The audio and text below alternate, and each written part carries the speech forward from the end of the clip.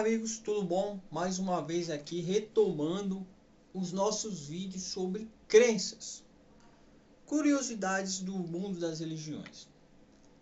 Atendendo a pedidos, hoje eu vou fazer um vídeo voltado para o catolicismo. Muitos são os comentários que me criticam, né? Falando, poxa, porque você não fala do catolicismo, você sabe falar das outras religiões. Bom, mas sem mais delongas, vamos começar. Eu vou falar hoje sobre algumas particularidades do catolicismo. Esse vídeo aqui, ele não é um vídeo apologético, não tenho essa pretensão, porque eu não vou refutar, não vou falar nada, só vou fazer alguns questionamentos, assim como eu fiz com os outros, com as testemunhas de Jeová, com o adventismo, com o mormonismo e com o ateísmo. Alguns de vocês podem achar ruim, podem falar, poxa, mas por que você fala mal de todo mundo? Eu não estou falando mal, são apenas curiosidades que eu levanto. Esses questionamentos que eu faço, na verdade, servem para vocês mesmos fazerem. Será que vocês algum dia já pararam para pensar nisso? Será que vocês já ousaram pensar, principalmente vocês que fazem parte do catolicismo? Eu vou usar a Bíblia Católica para fazer algumas questões aqui, para levantar algumas questões. Vou usar a Bíblia Católica, não vou usar a tradição católica. Porque a tradição é um livro que serve para auxiliar a interpretação da própria Bíblia, segundo alguns professores do catolicismo, como uma pessoa que eu gosto de assistir de vez em quando, na Canção Nova, é o professor Felipe Aquino. Ele mesmo fala isso. Ele fala que a tradição e a Bíblia andam lado a lado. Uma auxilia a outra. O primeiro questionamento, dentre muitos, eu não vou me aprofundar muito nele. Mas é algo para se pensar. A Igreja Católica diz que o cristianismo foi fundado no período do próprio Cristo. E quem recebeu essa incumbência máxima de ser representante do cristianismo aqui na terra, o Vigários Filho Deis, o primeiro Papa foi Pedro, isso segundo a Igreja Católica. O apóstolo Pedro foi e é considerado o primeiro Papa, porém, eles utilizam um texto que diz que Jesus fala: Tu és Pedro, e sobre esta pedra eu edificarei a minha igreja. Então eles falam que Jesus está falando de Pedro. Porém, há controvérsias, principalmente quando nós trazemos para o lado do protestantismo e nós vamos vislumbrar ali alguns manuscritos antigos, principalmente em grego, nós vamos ver que Jesus está chamando Pedro de Petrus, pelo que eu levantei, tá bom, pessoal? Não sou versado em grego, mas pelo que eu levantei, Petrus quer dizer uma pequena rocha, um pequeno rochedo, algo que você pode pegar com a mão, colocar em outro lugar. Enquanto sobre esta pedra, ou Petra, também do grego, é uma rocha mais forte, uma rocha que é de difícil remoção. Alguns advogam que ele está chamando para si essa autoridade, ou seja, sobre essa pedra eu edificarei a minha igreja, sobre ele próprio. Tanto que se nós formos fazer uma hermenêutica desse texto, hermenêutica, fazer uma interpretação junto com a exégese, comparação com outros textos, nós vamos ver que a pedra de esquina, pedra angular, em outros textos de outros livros, que eu não me recordo agora, porque essa não é minha proposta, fazer apologética, como eu já disse, mas se não me falha a memória, está numa das epístolas de Pedro, que diz ali que a pedra de esquina, a pedra que foi rejeitada pelos edificadores, ou seja, a pedra que foi rejeitada pela nação de Israel, é o próprio Jesus. Então aí nós já temos uma ideia da pedra ser o próprio Cristo. Sem contar que se Pedro é um papa, ou foi o primeiro papa, nós vemos ali em outro texto bíblico, Lucas, se eu não me engano, cita ali a sogra de Pedro. Logo, nós concluímos que Pedro era casado, porque, segundo a cultura judaica, o casamento se dava muito cedo. Então, Pedro, sendo casado, já validaria aí o quesito casamento para os demais sacerdotes católicos. Mas isso foi proibido, porque eles pegam também um texto de Paulo que diz que é melhor você ser solteiro para fazer a obra. Mas aí nós vamos ver o contexto em que Paulo estava inserido, que era um contexto persecutório. No início da igreja havia muita perseguição e depois também nos primeiros séculos ali houve muita perseguição. Então Paulo, ele aconselhava aqueles que queriam levar o ministério adiante, que tinham esse chamado, para que não se casasse. Mas isso não é uma regra, não é uma lei, não é uma determinação. E servia para que você assim se desprendesse de certas obrigações. Por exemplo, se você fosse casado, dificilmente você poderia sair como missionário. E aí vai. Tá bom? Esse é um dos pontos.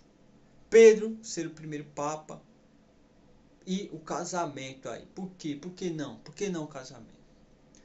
Um outro ponto, meus amigos, que eu quero chamar a atenção de todos vocês a pensar é sobre o dogma da Imaculada Conceição. O que vem ser o dogma da Imaculada Conceição? Segundo o catolicismo, Maria, mãe de Jesus, ela foi concebida sem pecado, sem mácula. Então, ela era uma mulher perfeita, assim como Cristo foi. Porém, Cristo divino. Cristo faz parte da Santíssima Trindade, segundo também a Igreja Cristã. Os grupos trinitários aceitam Jesus como fazendo parte da Santíssima Trindade, do Deus triuno. Logo, Maria, segundo esse dogma da Igreja Católica, ela não teria pecado de forma alguma. Porém, há controvérsias.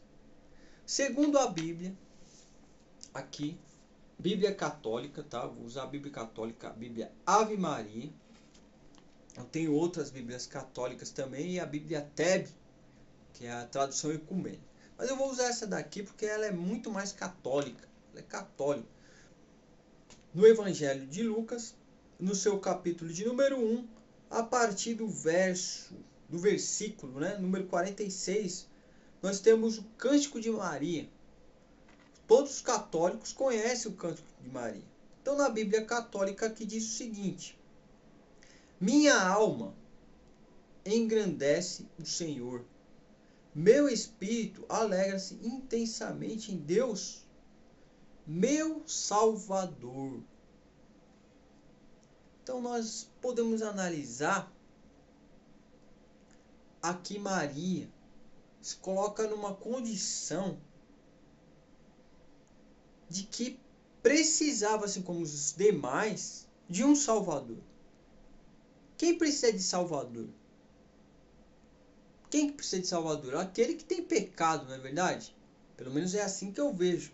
Se você é um ser humano normal, limitado, peca, erra, mente, faz uma porção de coisas que é considerado pecado pela Igreja Católica e já nasce, né, sob a égide do pecado original, que é um outro dogma do cristianismo, tá? O pecado original. Você vai precisar do que? De um Salvador. E é o que Maria diz aqui, muito claramente, no seu capítulo 1 do Evangelho de Lucas, no versículo 47. Maria fala que precisa de um Salvador.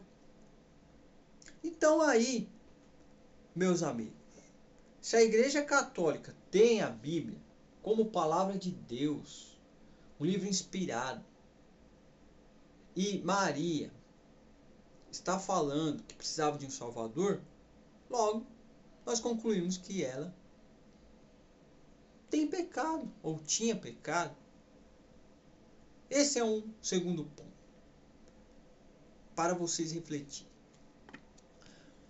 Agora vamos a um terceiro ponto.